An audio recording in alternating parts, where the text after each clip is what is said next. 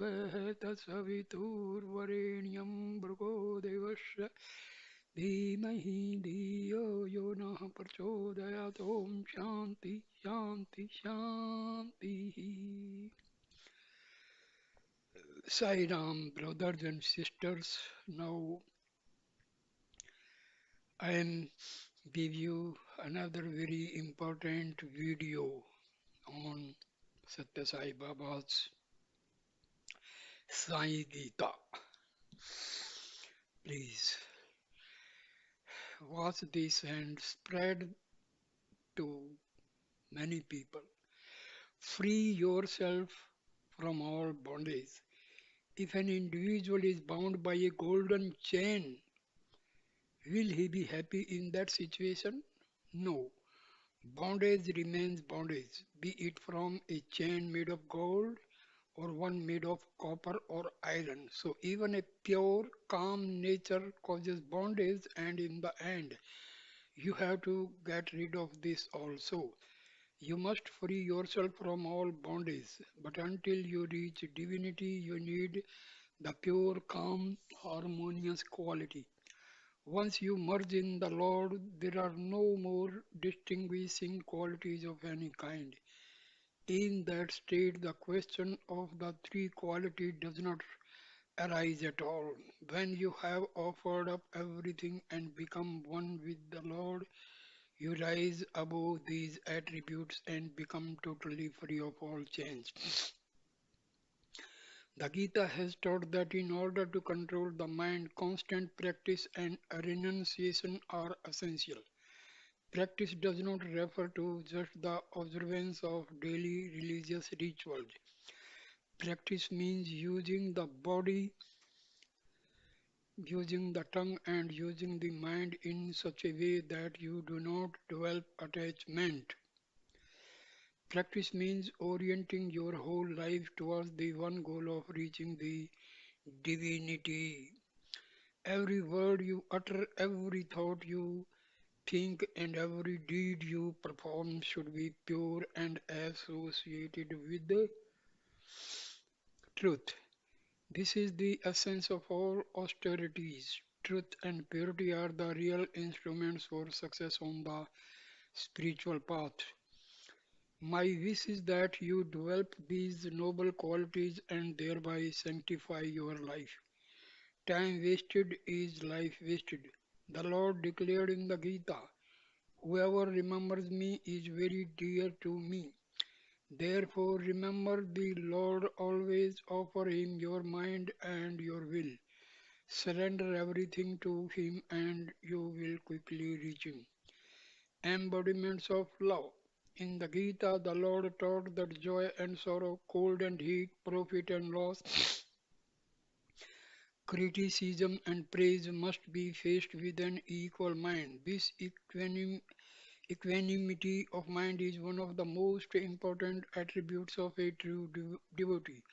There are many other attributes of a true devotee, but these are all contained into principal qualities. Discipline and renunciation. Discipline refers to the three types of penance: bodily penance, mental penance, and vocal penance.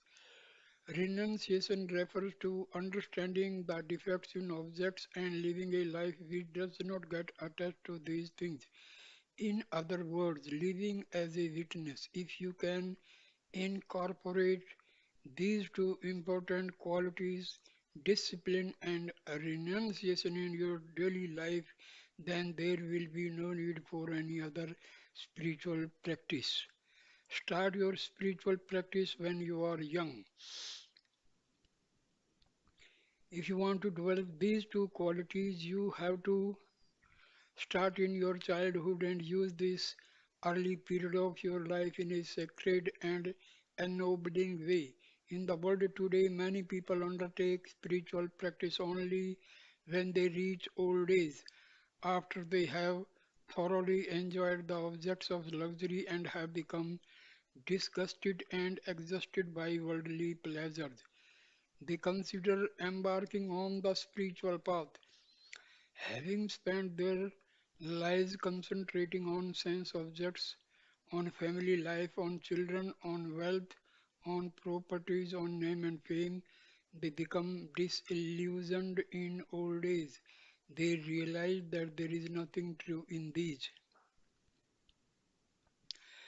things and that peace of mind and lasting joy cannot come from the phenomenal world and from worldly pursuits. After they come into the evening of their lives and are haunted by the emptiness of their experiences, they begin to do spiritual exercises. But in old age, when you are suffering from all sorts of physical and mental weaknesses, it will be very difficult to practice and live a rigorous spiritual life. Even then, you should not be discouraged thinking that there is no possibility for spiritual advancement in old people. Opportunities for spiritual experiences are certainly available to them. Instead of not thinking of the Lord at all, it is far better to think of Him at least in old age. When it comes to thinking of the Lord, there are no restrictions whatsoever with respect to time, place, or age. That's why the divine teacher has declared in the Gita, at all times, in all places, think of me. But he has also declared that the best opportunity for practicing these spiritual exercises in a determined way is in your youth. When your physical strength, the strength of your sense organs, and your mental strength are there in abundance, that is the best time to undertake spiritual exercises. The process is something like reserving a plane ticket before embarking on a journey. When you arrive at the airport, after first having reserved your place, you are likely to proceed smoothly with your journey. On the other hand, if you go to the airport only at the last minute without having a reservation, you may not get on the plane. It all depends on chance. You may end up having to go by a slower way or you may have to delay your journey. It is the same way with people who start thinking about spiritual matters in the old age. They may or may not be able to advance spiritually in a significant way at that point in their lives. But if the same individuals had in earnest undertaken spiritual exercises from an early age, they would be sure to achieve spiritual success in their old age. Do not waste your youth. If you waste your time enjoying the pleasures of life during your youth, wasting the power of your body and your sense organs, then if you want to reach your goal of merging with the Lord in your old age, you may not get the chance. There is no meaning whatsoever in serving delicious food to the demons, and then when they have consumed everything worthwhile, offering the leftover to God. Do you think that will please God? No. After all, your powers and capacities have been dissipated by the demons of anger, greed, lust, and pride. You try to offer God what little is left, but that offering will not be accepted by Him. In this context, the Gita has emphasized that your youth is a very precious period which has to be used with great care to advance your spiritually. When you have had something for a long time and taken it for granted, you may not appreciate its real value. It is only after losing it that you truly appreciate it. As long as you have your eyes, you do not know the value and the preciousness of your eyes. You only realize the importance of vision when you lose your eyesight. In the same way, when you have good health and all your faculties are in their full glory, you do not understand their true value. After having lost your health and when your faculties have become impaired, then you repeat and lament that all your capacities and powers are gone. But lamenting at that point is useless. During youth, you have allowed the bad habits and bad traits to become your great friends and get deeply rooted within you. You squandered and misused the capacities that have been given to you, blindly following your sensual desires. Later, these bad habits and bad traits become your principal enemies in old age. Most young people do not use their powers of discrimination properly. They do not try to sort out who is their true friend, who is their foe. If you follow only your senses and lower instincts and have not developed your intelligence to understand the meaning of life, then is there any reason for calling you a human being? Should you not be called a mere animal? Once you understand the significance of human life and fill yourself with the noble qualities of a human being, your senses will no longer be able to confuse you. Use your body for the sake of God. These days you are using for the sake of the body. You are not using your body to worship God. You pray to God for good health whenever you are sick, but you are not using all your physical strength and faculties when you have them to worship God. You imagine that there will be plenty of time later on to engage in worship and you go on wasting your time. You think that after retirement you can begin to take up the contemplation of God and do spiritual exercises. Perhaps you feel that it is better in the meantime to enjoy life and to enjoy the objects of the world while you are still young, but how can you start thinking of God when you become old after having lost all your capacities? If you are not using all your physical powers and capacities for the worship of the Lord now and later, it will be too late. When children make fun of you and call you old monkey, will you then have the strength to start an intensive spiritual life?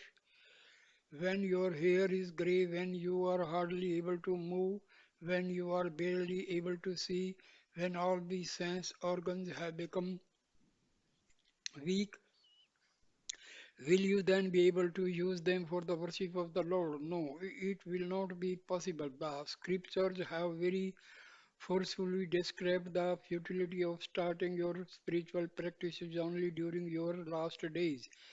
It is stated that when the God of death finds you and shouts, "Come, come," when your own relations are anxious to get the corpse out of the house, when they are all shouting, take it away," and when your wife and children are there sobbing, can you think of the Lord at that time? Can you tell your relative to stop crying? Can you tell that to wait a little bit because you want to think of the Lord for a few moments?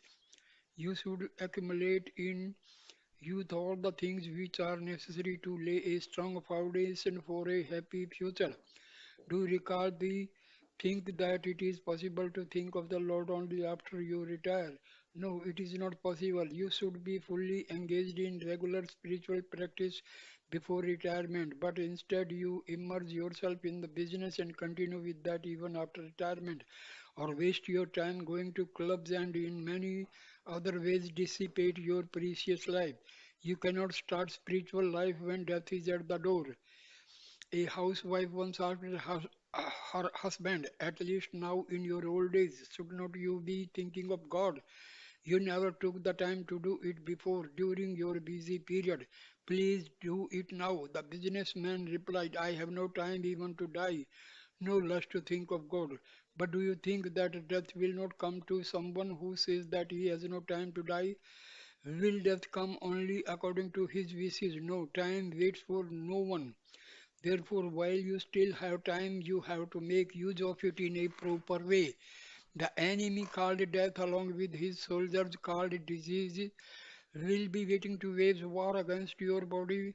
Men die most pitifully and helplessly during such periods of time when they are attacked by disease and death. But no army can attack those who have won the grace of the Lord. Therefore, during your youth itself, you have to earn the grace of God and equip yourself to meet all the challenges of your enemies when they come to lay siege on you. Above all, you must be firmly convinced in your own heart that this journey of life is going to be a long one. Any other journey, whether it be by bus, train, or plane, lasts for only a short time. You need not make too many preparations for this. But for this journey of life, you must equip yourself for all the contingencies of a long journey. Otherwise, you will be suffering greatly later on when you are faced with real problems and real troubles. In the compartment of freight trains used to transport chemically active substances, a stamp is placed at the time of manufacture giving a particular date in the future. It is the day when that container has used up its normal service life and must be returned to the depot for recycling. It is the same for the container that is your body. Here also a return date has been written on it by God Himself. You do not remember that you have to go back. People totally forget this all important truth. If you really want to enjoy all the pleasures of life at a later stage than during youth, you have to earn the grace of God. In the course of human life, the early periods of childhood and youth are very important. Not realizing the great value of this period of your life, you waste your time during youth. You use a golden cup adorned with precious gems and jewels for a low, mean, contemptible purpose. To feed the fire of your sense, you are using costly sandalwood as fuel. The vessel is very precious, the fuel is very precious, but the food you are choosing to cook with their help is insipid and worthless. Such a precious body and such a sacred fuel is being squandered away for the sake of enjoying useless, trivial things in life. Things without value are put in this precious vessel and used for sordid enjoyment. You are using a golden plow to plow the field of your heart, but you produce nothing but useless weeds. True human life involves discrimination and renunciation. The field of your heart is most precious and sacred. The divine teacher has declared that even that field belongs to him. The Lord has declared that he is both the field and its knower. He is the true owner of your heart and your body. He has identified himself with them. What are you doing with this sacred heart and body? You are using a golden plow to raise useless crops of sensual pleasures. Any person who is aware of the preciousness of the heart and the preciousness of the feeling that are there will not misuse these things. Life must be used for good, for the welfare of others, for reaching the sacred goal and for treading the sacred path, and for bringing about a shining effulgence in the heart and mind. You have to use this life for merging yourself in the divinity. Only then will you have the authority to say that your life has become sanctified and genuine. It is said that it is difficult and almost impossible to get a human life. What is so special about human life? Why is it so difficult to get all the pleasures which animals and birds enjoy? You can also enjoy in that case. What is the meaning in declaring that human life is so very precious, so very special? It is because you have the ability to discriminate between right and wrong. It is because you have the ability to give up attachment and hatred. Therefore, you have to use the intelligence given to you to make a distinction between the animal way of life and human way of life. By not discriminating between the true self and the lower self, by not developing your higher intelligence, you become the victim of agitation and sorrow. You cannot find inner peace because you do not follow the right path. With the firm determination, young people need to undertake the three types of penance physical, mental, and vocal and thereby set an example for the world. You have to use the active principle within you to subdue the slothful principle, and then you have to use the serene principle to subdue the active principle. It is impossible to be serene as long as your heart is filled with the slothful and active natures. When the head is empty, you can hope to fill it with some good ideas. But if your head is already full of all sorts of useless thoughts, how is it possible to fill up with anything sacred and great? You have filled your head with all sorts of unnecessary worldly stuff. You will have to first empty all that out. Only then Will you be able to fill your head with sacred feelings and sacred thoughts? Keep your concentration unwaveringly on God. Many of you are following a meaningless path and living a meaningless life. You cry when you are born and you cry when you die. In between, through your whole span of life, you go on crying for useless things. Do you cry when you see the decline of righteousness? That is what you should cry for. That is what you should use your strength and abilities for, to correct the decline of righteousness and to help heal the wounds that follow its decline. What is right living? It is the constant remembrance and uninterrupted contemplation of the Lord. It is discharging your daily duties, thinking of the Lord. The Gita has not taught that you should give up your family, that you should give up your wealth and property and then go to the forest. No, take care of your family, do your duty, but keep your concentration constantly on the Lord. Whatever you do, do not forget your goal. If you give it up, you will get lost and stay onto the wrong path. Your divine goal must be solidly set in your mind, keeping your goal in view.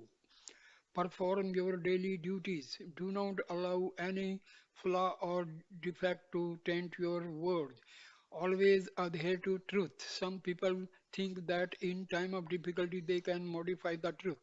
They may even feel that it is necessary to tell untruth sometimes, but in difficult situations you can develop sufficient presence of mind to keep silent instead of telling either the truth or an untruth. If you tell the truth, tell it dearly and sweetly. Do not tell the truth in an unpleasant way or tell an untruth in a pleasant way. Whenever there comes a difficult testing time, you should learn how to avoid compromising situations without ever telling an untruth. In certain circumstances, you will have to conduct yourself in an extremely careful way. You should know how to use words without hurting people. It has been said that he is the fortunate one who knows how to talk without ever hurting anyone. You should neither hurt others nor be hurt by others. Here is a small story. Be steady in your practice. A housewife attended a series of meetings at which a spiritual teacher was expounding the scriptures. She was concentrating and listening with great attention to everything that was being said. One day, the speaker recounted the story of Rama and Sita, and in that connection declared that for a wife, the husband was the only goal in life. He said, "It is the responsibility of the wife to satisfy her husband and make him happy. Always treat the husband as God." The housewife, after hearing all this, went back home. She was so impressed by this discourse that she resolved to put into practice immediately all that she had learned. As soon as the husband returned home for his midday meal, she took a container of water and poured it over his feet, thinking that she was worshipfully serving her husband thereby. The husband was confused and flabbergasted. He entered the house and sat down to dry his feet, but before he could do so, she insisted on doing it for him. After seeing all this, the husband went into his office and rang up the doctor. Her husband did not know that his wife had been attending the discourses. The doctor came and decided to give her some sleeping pills. He said that it looked like an attack of hysteria, but after a rest of 1 or 2 days, she probably would be all right. The husband ate his meal and told his wife to go and have some rest. Then he went to his office. His wife went right back again to the meeting to hear the next lecture. That afternoon, the speaker was explaining the delusory relationship which exists between husband and wife. He said, "Who is husband? Who is wife? Nothing is permanent. All these things are just temporary and transient. In truth, nothing exists." Then he added, "God alone is true. He is the only real truth." The housewife went back home and sat in her shrine room. That evening, the husband came back from his office half an hour early, thinking that his wife may not be well and perhaps he could help her in some way. He knocked on the house door and asked her to kindly open it. From the shrine room she answered, "There is no mother, there is no father, there is no house, there is nothing, not even a husband." He was quite alarmed by this behavior, but somehow he got her to open the door. When he came into the house, he went straight to the telephone and called the psychiatrist. The psychiatrist came and examined her in detail. He gave his diagnosis. He said that after all this listening to these discourses, she had developed some peculiar attitude. But if she could be kept at home, she would soon get over them. All arrangements were made to keep her from going to the lectures. Everyone was informed. The driver, as well as every servant of the house, was told not to let her go there. After these restrictions had been put on her by doctor's order, she did not go to the lecture for 2 days and she started behaving in a normal way again. So the detachment she had developed was only temporary and superficial. It did not last. Now the husband was happy. The normal daily routine resumed. After a week, this lady went again to the place where the lectures were being given. On that particular day, the speaker was expounding the teachings of the Gita. He explained that whenever one uses words, one should tell the truth and one should not tell it in a compromising way. She heard this and returned home. Her husband told her that there was a marriage reception that day and asked her to join him. She got ready and went there with her husband. The marriage ceremony started. There was a tradition in those parts which called for the auspicious necklace that is worn by the bride to be taken to every elder who then touches it and blesses it. The father of the bride came to this lady, recognized her, and asked her, "How is your mother? Is everything all right?" These questions were a matter of courtesy. Exchanging a few words with her whilst he held out the sacred necklace, asking her to touch it and bless it. She answered, "My mother is doing fine. She is quite all right. But you know, a week ago my mother-in-law died quite suddenly and her body was taken to the cremation ground the following day." The neighbor who was sitting next to her told her, "Why did you have to say such an inauspicious thing while touching and blessing this necklace, which is meant to impart a long and happy life to the new bride and her future family?" The housewife replied, "Should I tell a lie just for the sake of this necklace? No, I will never tell a lie. It is a fact that my mother-in-law died last week and that the body was cremated the next day." One intelligent young lady sitting nearby told her, "Mother, certainly you should speak the truth, but you should also be aware of the circumstances and think through what is appropriate before you say anything. Tell the truth, but use di- discretion in your words. Whenever you hear a spiritual teaching on a particular day, you will go about implementing it with a great deal of fervor and conviction, but only on that very day. But this is not the correct way to pursue your spiritual studies. You should use your intellect to understand the context in which you find yourself before you use words in a given situation. Whenever you do a particular thing or say something, you should know that truth is the means for reaching your ultimate goal. The tongue should not be tainted by untruth. The body should not be tainted by violence. The mind should not be stand by bad thoughts and bad feelings. It is only when you sanctified all these three, the tongue, the body, and the mind, and bring them into harmony, that you will be able to get the sacred vision of the Lord.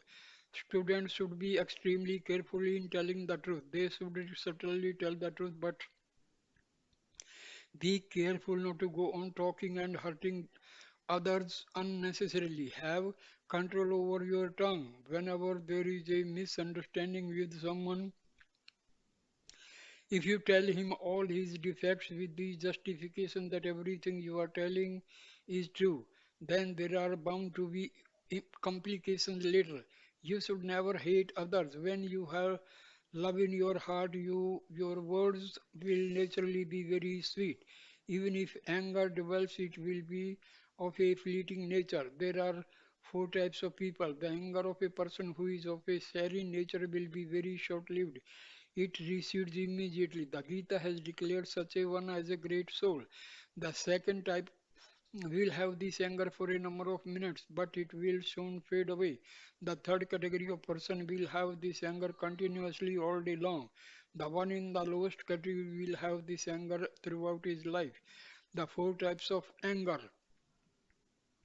The divine teacher has told this in another way. The anger of a good person is like writing on water. It is not at all permanent. The anger of the second category of person is like writing on sand.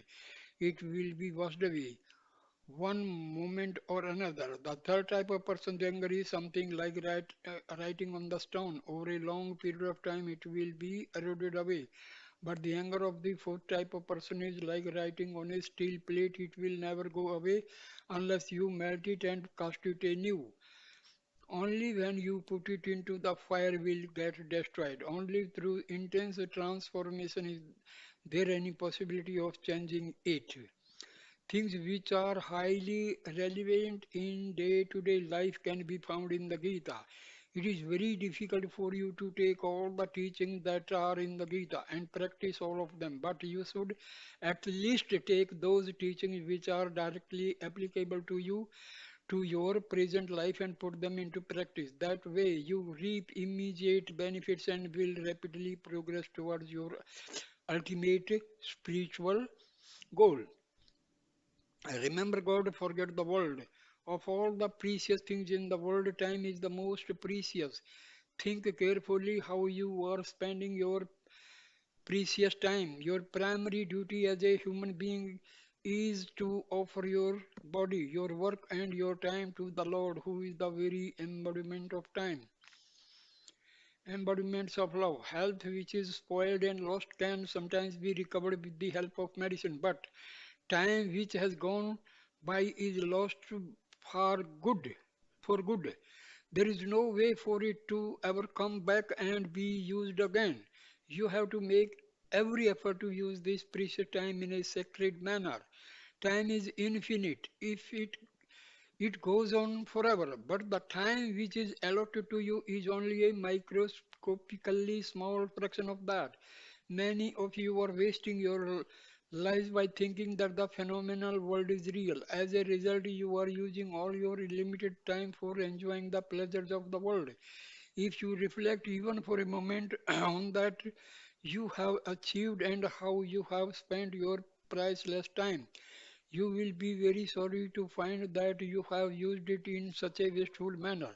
Find out who you truly are. You cry when you are born because you have come into this world without knowing who you are and why are you here. Your cry is an anguished plea to find out who am I. If you waste your entire life on only your physical existence, when will you ever be able to understand who you really are, truly are? There is a deeper significance contained in your life than merely caring for the body. You have to start your life with who am I? And you have to end your life, I am that, I am God.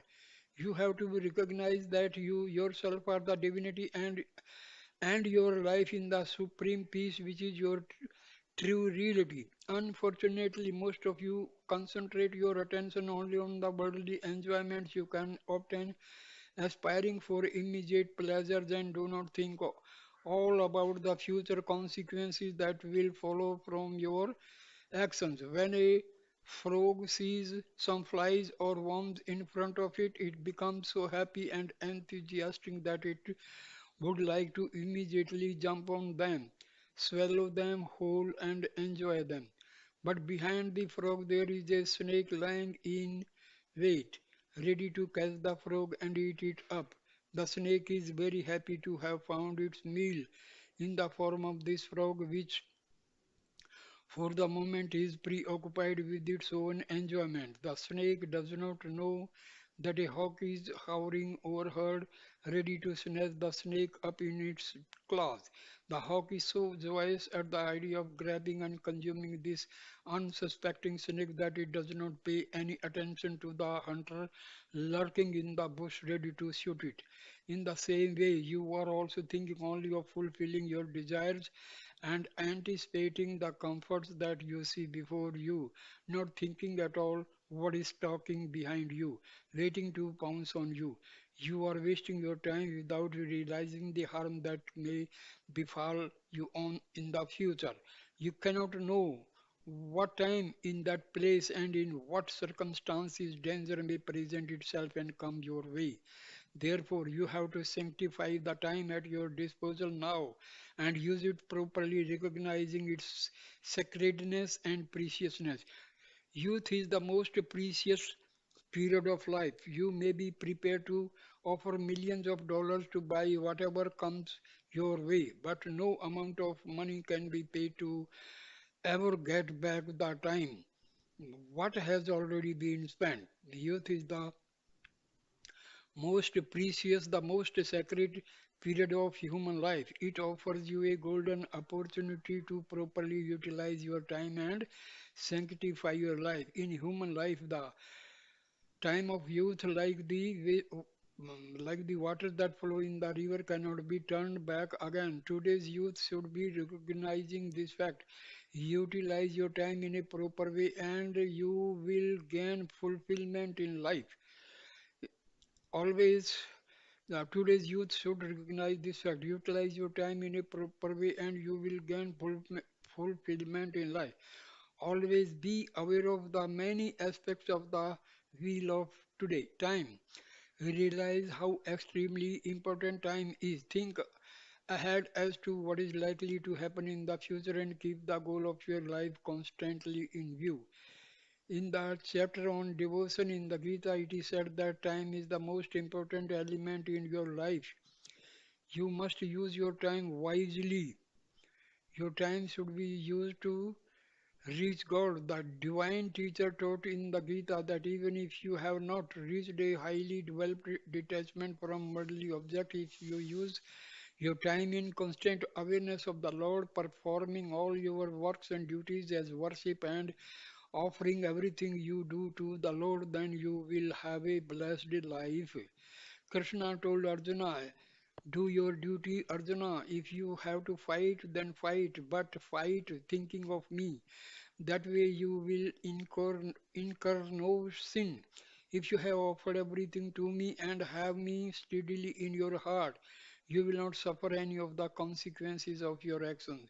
You are not being asked to go to the forest and do penance or to give up all your relations. You need not give up your family, your house, and all your properties. Whatever you see, whatever you say, whatever you hear, whatever you think, whatever you do it as my work and offer it to me. Offer your mind and your intelligence fully to me. That is the proper way to sanctify your time. If you conduct your life in this way, you have my assurance you will be saved. Develop self confidence and a firm resolve. Unfortunately, today one does not find this capacity for renunciation, this firmness of purpose, this deep level of faith and commitment, this willingness to completely offer up mind and intellect to God.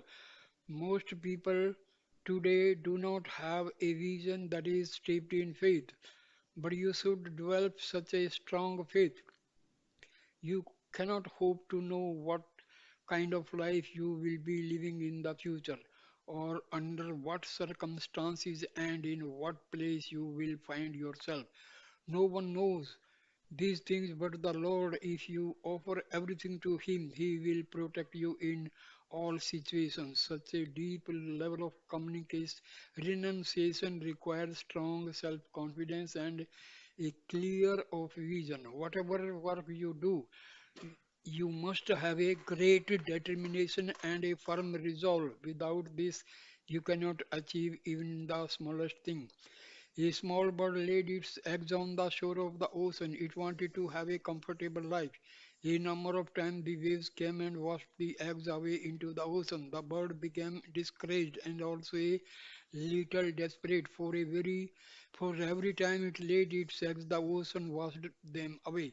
In time it became very angry with the ocean. Now you might think, what can such a small bird do to the huge ocean? But it entertained no such doubts. It did not think of it itself as just a little bird unable to do anything against the vast ocean. No.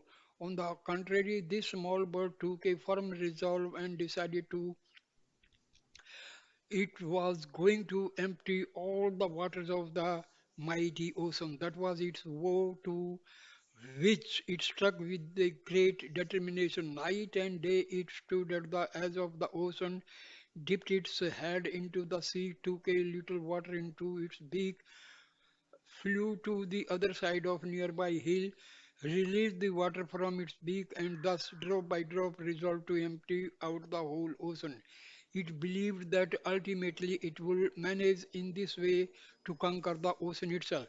When it realized that it would not get very far on its own, it sought the help of Garuda, the eagle, which is Lord Vishnu's vehicle and which is endowed with divine power. With the help of Garuda, it was able to earn the grace of Lord Vishnu.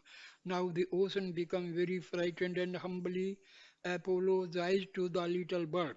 The ocean assured the little bird that its eggs would never again be destroyed by its waves and that it would be most welcome to nest on its shores without disturbance. How small was this little bird and how vast was the ocean. You also think of yourself as so small, but you should never get desperate and lose hope. You should not get dispirited thinking that you are so insignificant, whereas God is infinite and all powerful. You might wonder, why would God bother to pay any attention to me? What could I possibly offer him which he would be happy to accept when the entire cosmos is already his? If even angels and divine beings cannot see him, how can I ever hope to behold his form? But such self demeaning and belittling thoughts will not get you very far. As long as you think this way, you will not be able to gain the grace of the Lord and be fit to serve him. Give no room for such displays of weakness. You have to establish the Lord in your heart and say to him, Beloved Lord, I know you are residing in all the universe, but you are also here in my heart. With all my power, I will keep you here firmly established within me. You are, it is true, the biggest of the big, but you are also the smallest of the small. In that small form, you are ever residing in my heart. If you have such a firm faith in yourself and a firm resolve to establish the Lord unalterably in your heart, then you will surely attain him and thereby gain all the strength of Lord. Birth is sorrowful, life is sorrowful, and death is sorrowful. Gautama Buddha, with a firm resolve and a lot of penance, was able to achieve the state of enlightenment. One day, after coming to know that Buddha was begging for alms, his father sent this message to Buddha: "O my child, your grandfather was a king, your father is a king, and you are also a king. I have heard that you are a king coming from such a noble lineage, have been begging for your food. There is no dearth of property or wealth in this kingdom. There is no shortage of any luxury. You can have anything you wish. I am suffering untold pain knowing that you, who can enjoy all the luxuries and comforts of a king's palace, have taken to begging, and that you are lying down on the hard ground living an uncomfortable beggar's life. Please come back to the palace. I will welcome you and make all the proper arrangements for your return. The kingdom itself will be yours." Buddha, who heard all these things with the total detachment, replied to the person who brought the message, Please tell the king, yes, my grandfather was a king, my father is a king, I too was a king, but now I have renounced this world and I believe that my real parents are renunciates and that my true ancestors are also renunciates. If you want me to come back, you must first answer these questions.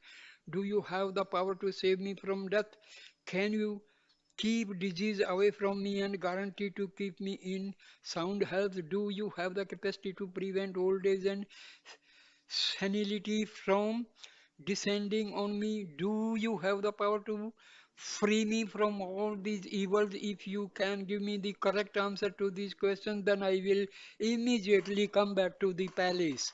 Buddha saw that birth was sorrowful, that life was sorrowful and the end was also sorrowful. He replied to his father in the correct way.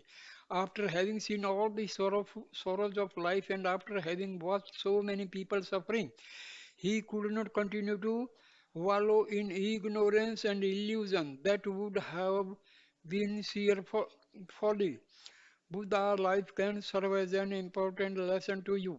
In the limited time given to you, you have to realize your true nature. That is the real objective of human life. Your body is composed of the five elements, and someday it is going to perish. The indweller of your body is the only permanent entity. When you inquire into truth, you will realize that there is nothing like old age and there is nothing like death for the indwelling self. If you could understand that this indweller, who is your own reality, is the divine itself in all its fullness, then you will know the truth and enjoy infinite peace. The field and the knower of the field. Another way that the divine teacher spoke of the body and its indweller was in terms of the field and knower of the field. By the knower is meant the one who is conscious and filled with the highest knowledge, whereas the field is without such consciousness and knowledge. What is this field which is devoid of highest knowledge? It is the body with its gross and subtle aspects. It is the dwelling place of the Lord. Know that the Lord, who has all knowledge and wisdom, reside in this field of the body. It is his residence here on earth. In your day-to-day life, you refer to your body as my body. In other words, you knowledge that you are not the body, but this body is yours. It belongs to you. Similarly, the indweller considers that he is not the field, but that the field belongs to him. When you say this is mine, then you are declaring that you and the object are different. When you state this is my handkerchief, you are asserting your separateness from the handkerchief. It is the something different from you. When you say, this is my body, it means that you are distinct from your body. In the same way, when the Lord declares that the field is His, then He is free to give it up any time He wishes. The body is given to you in order that you may realize who you truly are, in order that you may recognize its indweller. Without a body, you would not be able to know Him. You will not be able to perform any activity and follow any spiritual path. All your work, both worldly and spiritual, can only be performed with the help of the body. The body consists of 20 principles. These are the five organs of perception, the five organs of activity, the five vital airs, and the five seats. When you add to these the lower mind, the power of discrimination, the seat of feelings and remembrance in the heart, and the ego together with the indwelling self, then the total comes to 25 principles which comprise an individual. This knowledge of the body and the indwelling spirit relates to the path of wisdom. The whole world is illusion. Foolish ones who are born in illusion and grow up in illusion never recognize illusion for what it is. The whole world is illusion. All attachments are illusion. Family life is illusion. Death is illusion. All that you see and think is illusion. This life itself is illusion. Where are all those kings and emperors who were so proud of their accomplishments? They have all been ground under the wheel of time. Days, months, years, and eras have all merged into one another. Time is one continuous flow, and in this flow, everything and everyone Every object and every person is being washed away. A thing which is itself being washed away in the flow of time cannot become the sport for another thing which is also being washed away. He can save the time. The only permanent entity who is not being washed away by time and who can take care of all is the Lord. He alone can protect everyone. He is the stable bank for this unending river of time. Hold on to Him. That is the secret of life. That is the mark of a true human being. Believe in the Lord and do not believe in the world. That is the right way to live your life and enjoy it. Always remember these three principles. In the first place, do not forget the Lord. In the second place, do not believe in the world. And in the third place, never be afraid of death. These are the three guiding principles for all humanity. In the Gita, you will find it 64 qualities given as the attributes of a true devotee. It is impossible for any one individual to have all these attributes. If you can practice one or two of these, it is enough. Have firm faith in the Lord. Once you have developed a deep faith, you do not need anything more. In a matchbox, there may be 50 matchsticks. If you want fire, you can strike one stick. That will be enough. You need not strike all the 50 matchsticks. In the same way, out of the 64 attributes, if only one single attribute is practiced to perfection, that will be enough. The most important attribute is selfless love. Swami has often said, love is God and God is love. Live in love. If you live in love and become immersed in the divinity, the Lord will take care of everything in your life. Krishna said to Arjuna, when you have complete faith in me, when you are filled with devotion and leave everything to me, you will be very dear to me. The four types of devotees. True devotion does not merely refer to the performance of various religious rituals like singing devotional songs, repeating incantations, engaging in silent or communal prayers, or sitting for meditation. Devotion refers to this deep, unshakable faith in the Lord. There are four types of devotees: the seekers of boons to relieve their suffering, the seekers of blessings for a full and happy life, the inquirers into the deep meaning of life, and the knowers of the highest spiritual wisdom. The first type is one who prays to the Lord when he is in difficulty or undergoing trials and tribulations. It is only at such time that he thinks of the Lord and worship him.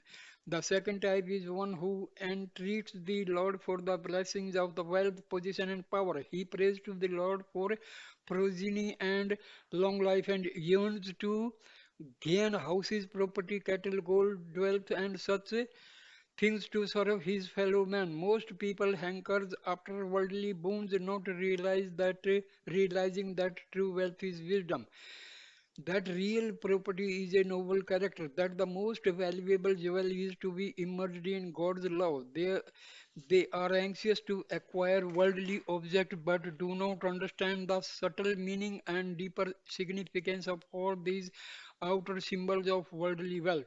The third type of devotee is never ever engaged in inquiry into truth. He constantly seeks to know where is God, who is God, how can I reach God, what is my relationship to God, who am I? When you enter this stage, you become engaged in all these inquiries in order to gain spiritual knowledge. In the first place, you must try to find out who am I? Where did this world come from? What is my goal? You puzzle your over these three important queries and try to gain some understanding. You approach great people, listen to their teachings, serve them, and study the sacred scriptures. Through this process, indirect knowledge gets turned into direct knowledge as the teachings you have heard and studied become your direct inner experiences. Finally, when you have fully absorbed the teachings within yourself, you leave this stage behind and become the fourth type of devotee, the highest knower of truth, the one of abiding wisdom. This wisdom is true spiritual knowledge. The transcendental knowledge, it refers to the experience of unity, the experience of the one without a second. Dwelling only on external things will cause you endless sorrow. If you base your experiences on worldly knowledge alone, you will have to suffer the reactions that result from this knowledge. For example, suppose you hit a table very hard and feel a sense of pride in doing this. You can boast that you have given it a good smack and that you surely must have hurt it with your blow. But immediately afterwards, to your dismay, you discover that the object has hit you back with the same intensity and you end up being equally hurt by it. In knowledge of the world, there will always be this response. Whatever you do will react back on you. Whatever you say will be resound back to you. Whatever you think will reflect back to you. Everything in the world involves reaction, reflection, and resound. But in the spiritual domain, there is no reaction, no reflection, and no resound. Within this domain, there is only transcendental knowledge. That is the truth. Knowledge. There you will find nothing separate, no object which can react, nothing that can reflect or resound, because in the spiritual domain there will be no other. There all is one. Whenever there is a second entity, there will be a wish to either possess it or to escape it. Or other words, there will arise a feeling of desire or a feeling of fear. But when you are immersed in real knowledge, you will experience nothing else and no one else. There will be no second, then neither desire nor fear can arise. What state can best be described as wisdom, the highest knowledge? In that exalted state, you do not see anything separate from self, and you will not hear anything separate from self. You will only be immersed in supreme bliss. This is the external joy of divine. The story of the wealthy man and his four wives. There is a little story which illustrates the four types of devotion that have been discussed here. Once a wealthy man who had four wives had to go abroad for some important work. He spent a few months in a foreign country. Before he returned home, he wrote a letter to each of his wives. In the letter, he mentioned that he would be coming home in a few weeks, and if there was anything they wanted from that particular country, they could send a list and could be glad to bring back the various and he would be glad to bring the various things to them.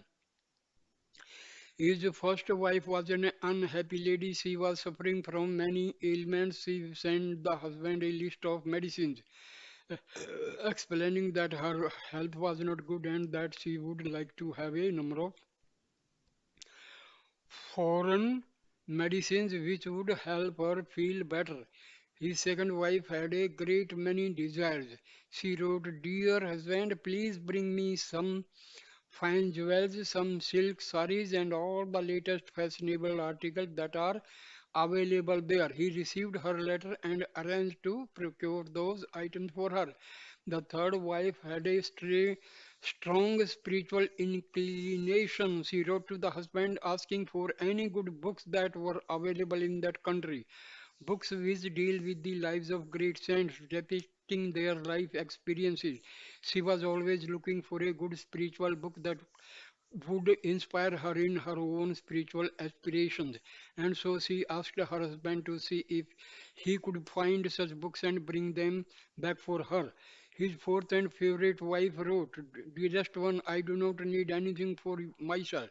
I'll be very happy when I know that you have come back home safe and sound." When he returned home, he brought with him whatever they had asked for. The first wife got the latest medicines and tonics from abroad.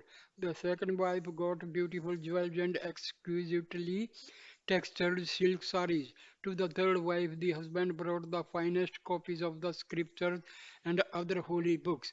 And then he went to stay with the fourth wife who had written, "Please come home safely. I want nothing else." She only wanted him. The other three wives became jealous of the favorite one since the husband had gone to stay with her.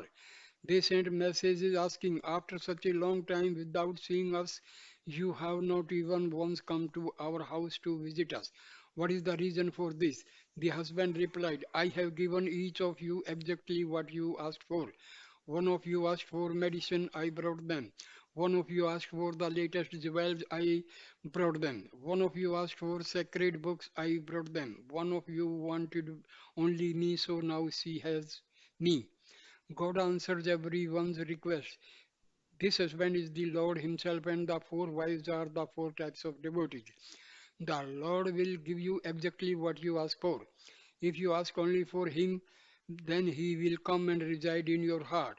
God is the wishful, fulfilling tree, the tree that bears every conceivable kind of truth. He will answer everyone's request. He is omniscient. He is everywhere. He knows what you want and He will give it to you. In fact, this whole world is really a wish fulfilling tree. The Lord uses the world to satisfy your desires and take care of all your wants. There are very few people who understand this. He is another small story to illustrate this. There was a traveler who had been walking for a long time in the hot sun. Finally, he found a nice big tree and stopped there to take rest. He was very tired after his long walk in the heat, and now the shade of the tree was giving him great comfort. While sitting under the tree, he got thirsty and said to himself, how nice it would be if I could have a glass of cold water. Seemingly out of nowhere, a tumbler of fresh water appeared. He was sitting beneath a wish-fulfilling tree and did not know it. After drinking the water, a second thought came to his mind. How nice it would be if I could have a soft pillow and a comfortable bed. Then I would really be able to rest nicely. Immediately a bed and a pillow came given by the Lord Himself. Now the traveler was comfortable. After getting the bed and the pillow, he thought how very nice and comfortable this bed and pillow are. Now, if only I could have my wife here, then how perfect everything would be. His wife immediately came. As soon as she appeared, he became very frightened because he was not sure. Is she really my wife or is the same demon impersonating my wife? The very moment this thought flashed through his mind, she returned into a demon. Now fear really overwhelmed him, and in terror he wondered, oh my, will this demon swallow me up? Immediately the demon pounced on him and swallowed him whole. The moral of the story is that when you are under a wish fulfilling tree, you must be very careful what you think. Whatever thoughts you have will surely come true. The entire world may be likened to a wishful, fulfilling tree. If you have good thoughts, you get good results. If you have bad thoughts, bad results will follow. Therefore, you should never harbor bad feelings or bad thoughts. That is why Swami has so often said, be good, do good, see good. That is the way to God. You are not mortal, you are immortal. The entire world is the creation of God and is penetrated by His will. Everywhere there is God. Do not have bad thoughts about anyone. Have complete control over your senses and think only good thoughts. Whether you are old or young, you should permit only good thoughts to come into your mind and always aspire to lead a good life. This is the real meaning of a human being. The word for human in Sanskrit is Nara, which stands for that which cannot be destroyed, that which will always come back to the Lord. Nara is the one who will not be ruined, who is immortal. The ancient scriptures have declared, you are not immortal beings, you are the child of immortality. A human being has also been called Manava. This refers the one who is without ignorance. But today you are all behaving in a foolish way. By your thoughts, words, and actions, you are not giving the proper value to the word human. It has been said that death is sweeter than the blindness of ignorance. You have to make ignorance flee away from you and never come back. If you want to drive away darkness, you must bring in the light. Where there is light, there can be no darkness. If you want to be free yourself from ignorance, you must acquire wisdom. When you have wisdom, ignorance can have no foothold on you and will be swept away. To gain wisdom, you must earn God's grace. A great poet sang, O Lord, if I have your grace, what is there to fear? What can I destiny? What can destiny ever do to me? Your life should not be ruled by lust, anger, greed, infatuation, pride, or jealousy. These are your enemies. They may be conquered and subdued. They are the darkness, the product of ignorance. Your life must be ruled by light and by wisdom. Your life must be based entirely on the grace of God. From this moment on, aspire for God's grace and gain wisdom. To earn God's grace, think of God everywhere, at all times, and in all circumstances. In this age of darkness, there is no greater spiritual practice than this. Engage yourself in the constant repetition of the sacred name of the Lord and keep Him permanently established in your heart of hearts. Thereby you will bless your life and set a sterling example for the rest of world. Thank you, dear, for watching this video. Please like